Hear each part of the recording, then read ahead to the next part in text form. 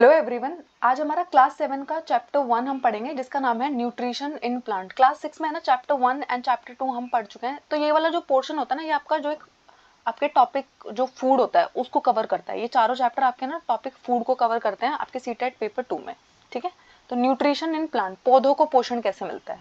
ठीक है, तो जैसे मैंने आपको बताया था कि हमारी बॉडी के लिए ना carbohydrate, protein, fats, vitamin, minerals, ये सारे है ना हमारे फूड के कंपोनेंट्स हैं और इन कंपोनेंट्स को ना न्यूट्रिएंट्स कहलाते हैं। ठीक है, क्योंकि ये हमारे लिए ना बहुत इंपॉर्टेंट है। अगर मेरी बॉडी में फैट्स की कमी हो जाएगी, प्रोटीन की कमी हो जाएगी, तो बहुत सारी प्रॉब्लम मुझे फेस करनी पड़ेगी। क्यों? क्योंकि मेरे खाने में है ना न्यूट्रिएंट की कमी है। ठीक है, खाना है ना हर किसी को चाहिए होता है। ठीक है, तो जो प्लांट्स होते हैं वो अपना खाना खुद बनाते हैं और जो एनिमल्स होते हैं हम अपना खाना खुद नहीं बनाते। या तो हम प्लांट्स को यूज करते हैं या फिर हम एनिमल्स को यूज करते हैं। डायरेक्टली और इनडायरेक्टली हम है ना प्लांट्स पे डिपेंडेंट है अपने फूड के लिए। ठीक है, या तो हम डायरेक्टली कुछ चीज जैसे आपने फ्रूट तोड़ा और खा लिया, ये तो हो गया डायरेक्ट इंडिपेंडेंस। ठीक है, और कभी कभी हम क्या करते हैं, फ्रूट पे जो फ्रूट्स आए हैं उनको प्रोसेस करके बहुत बाद में जब हम उसको स्टोर करके फ्यूचर में खाने के लिए रखते हैं। ठीक है, तो डायरेक्टली इनडायरेक्टली हम किस पे डिपेंड करते हैं? प्लांट्स पे डिपेंड करते हैं। अगर प्लांट्स खाना नहीं बनाएंगे तो अर्थ पे लाइफ पॉसिबल नहीं हो पाती। उसके बाद होता है न्यूट्रिशन होता क्या है। तो न्यूट्रिशन का मतलब होता है मोड ऑफ टेकिंग फूड। ठीक है, आपने है ना फूड को खाया और उसको आपकी बॉडी ने जो यूटिलाइज किया, एनर्जी बनाई, उसको हम क्या बोलते हैं? न्यूट्रिशन बोलते हैं।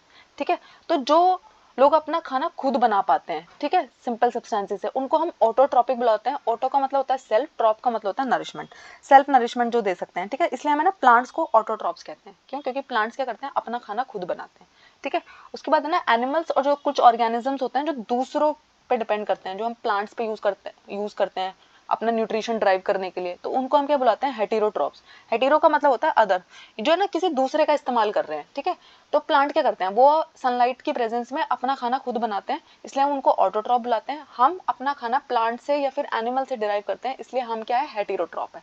और मैक्सिमम जो एनिमल्स है वो भी हेटेरोट्रॉप में ही आते हैं। ठीक है, क्योंकि वो भी अपना खाना नहीं बना सकते, वो भी या तो एनिमल को खाते हैं या फिर किसी प्लांट को खाते हैं। ठीक है, तो ऑटोट्रॉप क्या है, हेटेरोट्रॉप क्या है, ये आपको क्लियर हो गया।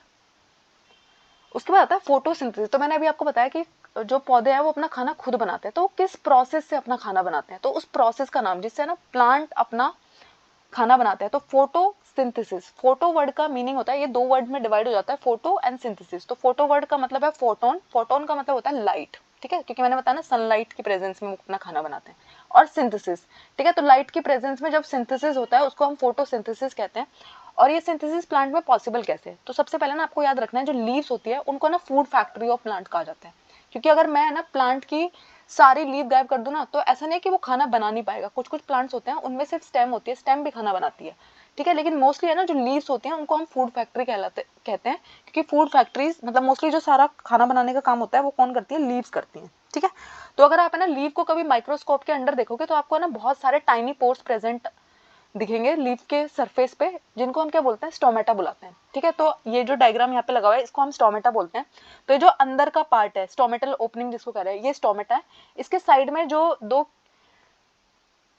डम्बल शेप स्ट्रक्चर है उसको हम क्या बुलाते हैं? गार्ड सेल्स बुलाते हैं। ठीक है, तो गार्ड सेल्स क्या करते हैं? ये स्पोर को गार्ड करके रखती हैं और ये है ना हेल्प करती हैं स्टोमेटा की ओपनिंग एंड क्लोजिंग में। दिन के टाइम पे जब पौधा खाना बनाता है तो स्टोमेटा ओपन रहता है, रात के टाइम पे मोस्टली स्टोमेटा क्लोज हो जाता है। ठीक है, कुछ और फैक्टर्स पे भी डिपेंड करता है, बट अभी की क्लास के अकॉर्डिंग हमें इतना ही जानना है।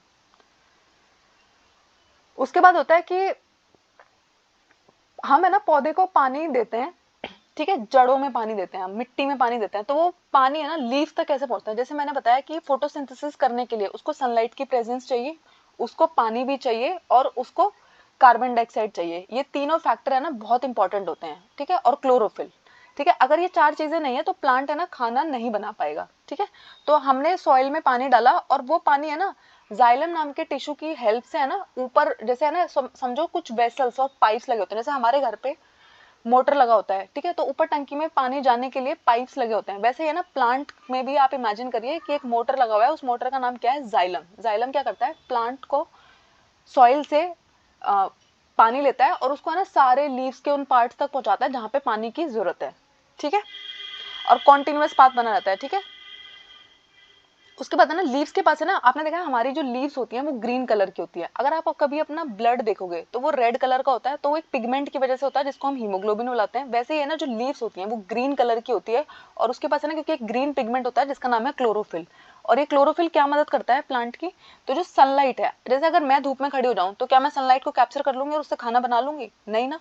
लेकिन प्लांट धूप में खड़ा रहता है ना, तो वो है ना सनलाइट को कैप्चर कर लेता है और उसको खाना बनाने के लिए यूज करता है। किसकी मदद से, क्लोरोफिल की वजह से, क्योंकि क्लोरोफिल क्या करता है, सनलाइट को कैप्चर कर लेता है और उसे है ना एनर्जी में कन्वर्ट कर पाता है। ठीक है, तो जब है ना carbon dioxide, water, sunlight, chlorophyll, ये चारों चीजें प्रेजेंट है और जब इनकी प्रेजेंस में खाना बन जाता है, इस प्रोसेस को हम कहते हैं फोटोसिंथेसिस। फोटो का मतलब होता है लाइट, सिंथेसिस का मतलब होता है बनाना, किसी चीज को बनाना, ठीक है, कंबाइन करना। उसके बाद क्या होता है, सोलर एनर्जी जो कैप्चर हुई थी लीव्स में वो स्टोर रहती है फूड की फॉर्म में, ठीक है। और सन जो है वो अल्टीमेट सोर्स है। तो आपको पता ना कि अगर सन नहीं होगा, ठीक है, अगर सूरज ही नहीं निकला, बहुत दिन तक सूरज नहीं निकला, ठीक है, तो जितने भी प्लांट्स है वो फोटोसिंथेसिस नहीं कर पाएंगे। वो फोटोसिंथेसिस नहीं कर पाएंगे तो क्या होगा, एक तो हमारे यहाँ पे ऑक्सीजन की बहुत ज्यादा कमी हो जाएगी, दूसरा क्या हो जाएगा, हम क्या खाएंगे, हम तो प्लांट्स पे डिपेंड करते हैं ना अपने खाने के लिए, ठीक है। उसके अलावा है ना, मैंने जैसे बताया लीव्स तो फोटोसिंथेसिस करती है, लेकिन कोई कोई प्लांट होता है उसमें ना लीव्स होती ही नहीं है। अगर आप जितने भी कैक्टस प्लांट है मोस्टली उनमें ना लीव्स नहीं होती है, उनकी जो स्टेम होती है वो बहुत फ्लैशी होती है, ठीक है। तो कभी कभी ना वो जो ग्रीन स्टेम्स, ग्रीन ब्रांचेस है वो भी फोटोसिंथेसिस करती है, क्यों, क्योंकि वहां पर भी क्लोरोफिल प्रेजेंट होता है, ठीक है। तो कौन कौन से प्लांट के एग्जाम्पल इन्होंने यहाँ पे दिए हैं, जो डेजर्ट प्लांट होते हैं, कैक्टस प्लांट होते हैं, उनमें क्या होता है, लीव रिड्यूस होकर क्या बन जाती है, स्पाइन का स्ट्रक्चर ले लेती है। ऐसा क्यों किया जाता है कि बहुत ज्यादा पानी है ना, क्योंकि वहाँ पे पानी की बहुत कमी होती है, तो बहुत ज्यादा पानी है ना लॉस ना हो जाए। जैसे हमारी बॉडी पसीने के फॉर्म में पानी को बाहर निकालती है ना, वैसे प्लांट है ना ट्रांसपिरेशन प्रोसेस के थ्रू एक्स्ट्रा पानी को बाहर निकालता है। लेकिन हमें है ना जहाँ पे पानी की पहले ही कमी है, वहां तो हम नहीं चाहते ना कि हमारा पानी बाहर निकल जाए, तो ट्रांसपिरेशन का प्रोसेस वहां पे हम रिड्यूस करना चाहते हैं। इसलिए हम क्या करते हैं, लीव्स जो होती है डेजर्ट प्लांट्स में वो कम होती है, बहुत ज्यादा स्पाइन की फॉर्म ले लेती है, ठीक है। और ये जो ग्रीन स्टेम है इनकी कैक्टस प्लांट्स की, वो क्या करती है, फोटोसिंथेसिस करते हैं। तो आपसे अगर कोई पूछे कि सिर्फ लीव्स ही फोटोसिंथेसिस कर सकते हैं, तो ये रॉन्ग स्टेटमेंट है, क्योंकि स्टेम भी फोटोसिंथेसिस कर सकती है, ठीक है। उसके बाद आता है कि जो ये पूरा प्रोसेस होता है, इस रिएक्शन को देखिए, सबसे पहले ना प्लांट को कार्बन डाइऑक्साइड चाहिए, फिर उसको पानी चाहिए, H2O चाहिए, फिर है ना क्लोरोफिल और सनलाइट की प्रेजेंस में वो क्या करता है, खाना बना देता है, C6H12O6, उसने ना एक ग्लूकोज बना दिया है, ठीक है। और उसके साथ है ना एक बायो प्रोडक्ट निकलता है ऑक्सीजन। आपको पता है ना प्लांट्स हमें ऑक्सीजन देते हैं, CO2 लेते हैं और ऑक्सीजन देते हैं। तो अगर ऑक्सीजन नहीं होगी आपके मेरे सर्वाइवल के लिए, तो ऑक्सीजन इंपॉर्टेंट है ना, तो अगर ऑक्सीजन ही प्रेजेंट नहीं होगी तो क्या हो जाएगा, लाइफ ही पॉसिबल नहीं हो पाएगी, ठीक है। तो ऑक्सीजन एक बायो प्रोडक्ट होता है, ठीक है, फोटोसिंथेसिस प्रोसेस की वजह से जो निकलता है। और स्टार्च जो होता है वो कार्बोहाइड्रेट होता है, ठीक है।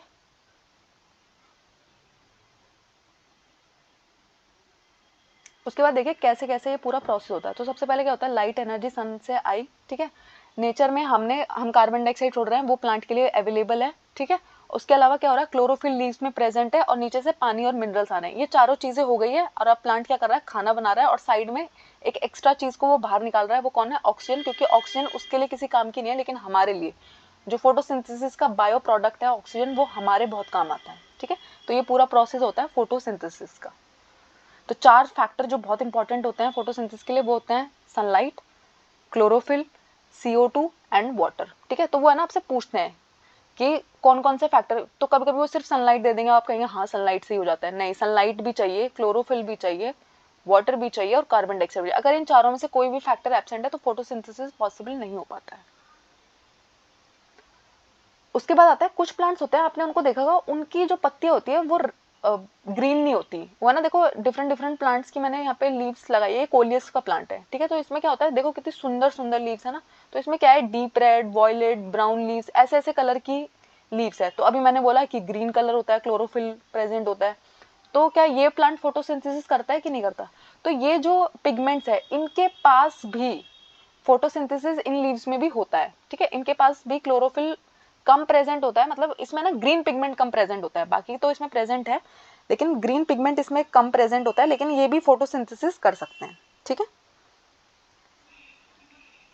उसके बाद कभी कभी होता है, अगर आपने है ना किसी एरिया पे ना बहुत टाइम से एक पानी ठहरा हुआ था, ठीक है, अगर आपने कभी तालाब को देखा है या फिर है ना कहीं कोई एक ऐसी जगह को देखा है जहाँ पे ना बहुत दिन तक पानी ठहरा रहता है, तो आपने देखा उसके ऊपर है ना एक ग्रीन कलर की कोटिंग सी आ जाती है, लेयर सी आ जाती है अपने आप, ठीक है। तो हमें लगता है कि ये लेयर कैसे आ गई, ठीक है, ठहरे हुए पानी पे जो लेयर आ जाती है वो कैसे आ गई। तो ये है ना एक ऑर्गेनिज्म ग्रो कर रहा होता है यहाँ पे, जिसको है ना हम एल्गी बुलाते हैं, ठीक है। तो एल्गी क्या होती है, एल्गी इस पे जो ग्रीन कलर की कवरिंग पानी के ऊपर हो गई इसको हम एल्गी बुलाते हैं, और इसके पास भी क्लोरोफिल प्रेजेंट होती है, इसका ग्रीन कलर जो है वो भी क्लोरोफिल की वजह से है, और ये भी अपना खाना खुद बना सकती है, फोटोसिंथेसिस। तो हमारे है ना आज तो हम बहुत एडवांस प्लांट देखते हैं। सबसे पहले जो नॉर्मल प्लांट्स थे ना उनमें से ना एल्गी भी, जब हम प्लांट किंगडम को पढ़ते हैं ना तो एल्गी भी उसका पार्ट होती है, और एल्गी भी क्या कर सकती है, फोटोसिंथेसिस कर सकती है। क्यों? क्योंकि उसके पास भी क्लोरोफिल प्रेजेंट है। उसके बाद क्या होता है कि प्लांट्स को है ना क्या क्या चाहिए, मैंने बताया ना जैसे हमें खाना चाहिए, ठीक है, मुझे काम करने के लिए खाना चाहिए, वैसे है ना प्लांट्स को भी, तो प्लांट्स जो इतना सारा काम करता है ना तो उन्हें भी तो न्यूट्रिएंट्स मिनरल्स चाहिए होंगे ना, तो उन्हें ना नाइट्रोजन चाहिए होता है। नाइट्रोजन उनके लिए बहुत इंपॉर्टेंट होता है। आपको पता है हमारे इन्वायरमेंट में ना 78% नाइट्रोजन एयर प्रेजेंट होती है, ठीक है, लेकिन प्लांट है ना डायरेक्टली उसे ऐसे यूज नहीं कर सकते, ठीक है। तो सॉइल क्या करती है, सॉइल के पास है ना कुछ बैक्टीरिया होते हैं जो नाइट्रोजन को ना एक ऐसी फॉर्म में कन्वर्ट कर देती है जिसको है ना प्लांट यूज कर सकता है, ठीक है। अगर मैंने आपको है ना खाली आटा दिया और बोला कि लो इसको खा जाओ, ठीक है, तो आप खा लोगे क्या उसको? नहीं ना, क्योंकि आप बोलोगे कि पहले इसका आटा गूंथो, उसकी रोटी बनाओ, तब मुझे दो ना, तब मेरी बॉडी उसे ले पाएगी, ठीक है। तो ऐसे ही होता है प्लांट्स के केस में भी। प्लांट्स को है ना नाइट्रोजन तो चाहिए, वो कहता है लेकिन मैं हवा से ऐसे नहीं ले सकता, पहले उसको है ना एक यूजेबल फॉर्म में कन्वर्ट करो, ऐसी फॉर्म में कन्वर्ट करो जिसमें है ना मैं उसको डाइजेस्ट कर पाऊँ, यूज कर पाऊँ अपनी बॉडी में, ठीक है। तो सॉइल के पास है ना कुछ सर्टेन बैक्टीरिया होते हैं, वो क्या करते हैं नाइट्रोजन को एक ऐसी यूजेबल फॉर्म में कन्वर्ट कर देते हैं, ठीक है, कि उसको है ना, इसलिए आपने देखा है कभी कभी जो लोग खेती करते हैं उनको ये बात पता होगी कि आपकी जो सॉइल होती है वो ना नाइट्रोजन में बहुत जल्दी जल्दी डेफिशिएंट होती रहती है। क्यों? क्योंकि प्लांट्स उसको लेते रहते हैं, इसलिए ना फर्टिलाइजर्स डाले जाते हैं। कैसे फर्टिलाइजर डाले जाते हैं? जिसको हम एनपीके बुला रहे होते हैं, यूरिया बुला रहे होते हैं, ठीक है। तो उसमें क्या होता है, नाइट्रोजन कंटेंट बहुत हाई होता है, क्योंकि प्लांट की ग्रोथ के लिए नाइट्रोजन बहुत ही इंपॉर्टेंट फैक्टर है। और भी बहुत सारे मिनरल्स चाहिए होते हैं प्लांट को, लेकिन नाइट्रोजन बहुत इंपॉर्टेंट है, ठीक है। उसके अलावा है ना जो अभी मैंने बताया कि कुछ बैक्टीरिया होते हैं वो क्या करते हैं, एटमॉस्फेयर में जो नाइट्रोजन प्रेजेंट है उसे एक यूजेबल फॉर्म में कन्वर्ट कर देते हैं। तो उस बैक्टीरिया का नाम क्या है? तो राइजोबियम कहते हैं उस बैक्टीरिया को, ठीक है। आपको नाम पता होना चाहिए, नाम से क्वेश्चन आता है, ठीक है। लेकिन राइजोबियम क्या करता है, ये अपना खाना ना खुद नहीं बना सकता, ठीक है। तो ये क्या करता है, जो दाल वाले पौधे होते हैं ना, जैसे कि मूंग, बीन्स, ठीक है, पल्सेस वाले जो लेग्यूमिनस प्लांट्स जिनको हम बोलते हैं, उनकी रूट के साथ है ना ये कंबाइन करता है और लेग्यूमिनस प्लांट की रूट में रहता है। तो क्या होता है, वो प्लांट इसको क्या करता है, वो इसको खाना बना के दे रहा होता है, नाइट्रोजन दे रहा, ये प्लांट जो होता है ये नाइट्रोजन प्रोवाइड कर रहा होता है उनको, उनके लिए कन्वर्ट कर रहा होता है, और वो प्लांट जो है वो इसको क्या करता है, खाना प्रोवाइड करता है, शेल्टर प्रोवाइड करता है, रहने की जगह प्रोवाइड कर रहा है ना वो इसको, कि अपने रूट्स में इसको रख रहा है, ठीक है। तो इसलिए ना ऐसे रिलेशनशिप को, जहां आपको भी किसी से फायदा हो रहा हो और आप भी किसी का फायदा करवा रहे हो, इस वाले रिलेशनशिप को है ना हम सिम्बायोटिक रिलेशनशिप कहते हैं, ठीक है, जहां दोनों है ना एक दूसरे के सर्वाइवल के लिए बहुत इंपॉर्टेंट है, ठीक है। उसके बाद आता है हेटेरोट्रॉपिक। तो हेटेरोट्रॉपिक में ना अब हम है ना मोस्टली प्लांट्स की बात कर रहे हैं। मैंने बताया ह्यूमंस तो हेटेरोट्रॉपिक है ही, हम तो प्लांट्स के ऊपर डिपेंड करते ही हैं, लेकिन कुछ प्लांट्स भी होते हैं जो प्लांट पे डिपेंड करते हैं। तो आपने ना इस पिक्चर को ध्यान से देखो, आपने ऐसा बहुत बार देखा है कि नहीं देखा? आप अगर किसी बड़े से ट्री को देखते हो ना, उस पर ना ऐसे ऐसे ऐसे इतनी सारी ये लड़ियां सी लटक रही है, ठीक है। तो ये है क्या? तो ये ना कसकटा है, जिसको है ना अमर बेल भी कहते हैं। इसके पास है ना क्लोरोफिल प्रेजेंट नहीं होता, ठीक है। ये भी एक प्लांट है लेकिन इसके पास क्लोरोफिल प्रेजेंट नहीं होता। ये क्या करता है, होस्ट प्लांट। होस्ट प्लांट का मतलब होता है जिसके ऊपर ये रह रहा है, ठीक है। तो जिस प्लांट के ऊपर ये रह रहा है, ये अपना सारा न्यूट्रिशन है ना उस प्लांट से एब्जॉर्ब करता है, ठीक है। उस पूरे को कवर कर डालेगा, उसका सारा न्यूट्रिशन यूज करता रहेगा, ठीक है। इसलिए इस प्लांट को है ना पैरासाइट भी कहते हैं। पैरासाइट का मतलब क्या होता है?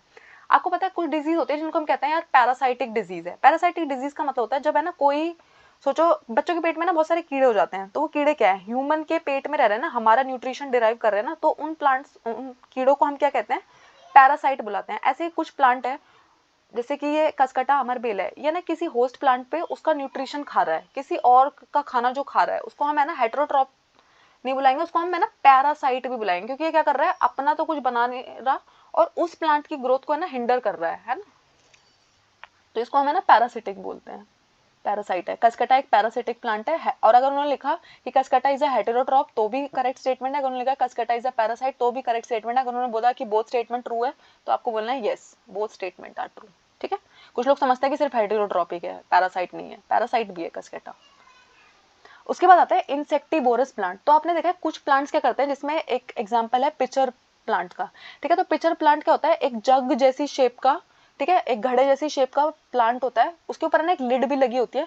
वो क्या करता है, वो उसका मॉडिफाइड पार्ट होता है। तो क्या करता है, उसमें ना अपने माउथ को खुला रखता है, उसकी लीड हटी रहती है, उसमें ना बहुत सारे छोटे छोटे हेयर्स होते हैं जो नीचे की तरफ डायरेक्टेड रहते हैं, ठीक है। जब कोई इंसेक्ट वहाँ पे घूम रहा होता है, कोई मक्खी वहाँ पे घूम रही है, कोई छोटा फ्रॉग वहाँ पे घूम रहा है, कोई चूहा छोटा वहाँ पे घूम रहा है, तो जैसे ही वो उसके अंदर घुस जाता है ना, एकदम से वो लिड को बंद कर लेता है और उसको है ना वहीं पे जूसेस को सिक्रीट करता है और वो मर जाता है, ठीक है।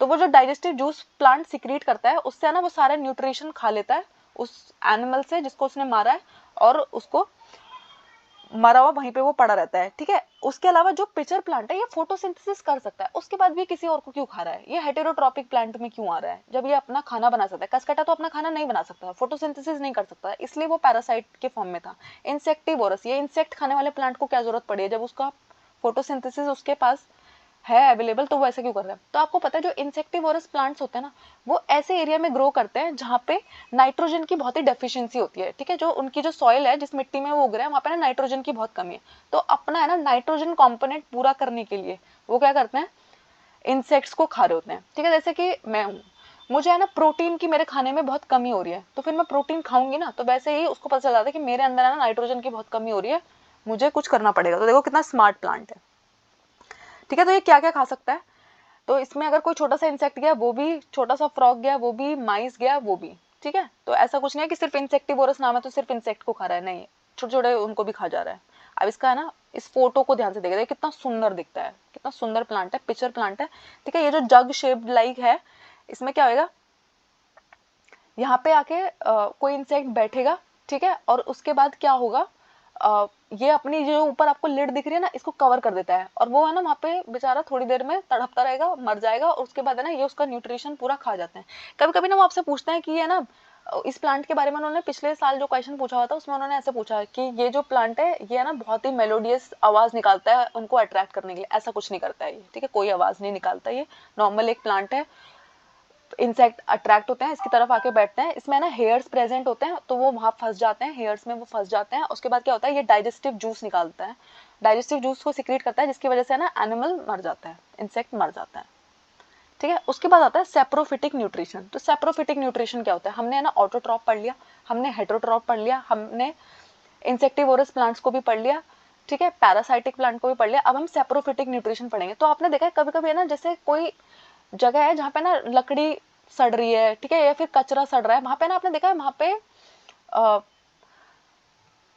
मशरूम उग जाती है, ठीक है, तो फंगई उग जाती है, ठीक है। तो वो ऐसा क्या करता है, तो डेड एंड डिकेइंग मटेरियल पे जब कोई ऑर्गेनिज्म उगता है, ठीक है, तो उसको हम ना सेप्रोफिटिक बोलते हैं, ठीक है। तो जो फंगी होती है वो उसका एग्जांपल होती है। अगर आप कोई लकड़ी बहुत टाइम से सड़ रही थी कहीं पड़ी हुई, तो उसमें आप देखोगे थोड़े दिन के बाद है ना वहाँ पे मशरूम मशरूम उग जाती है, ठीक है।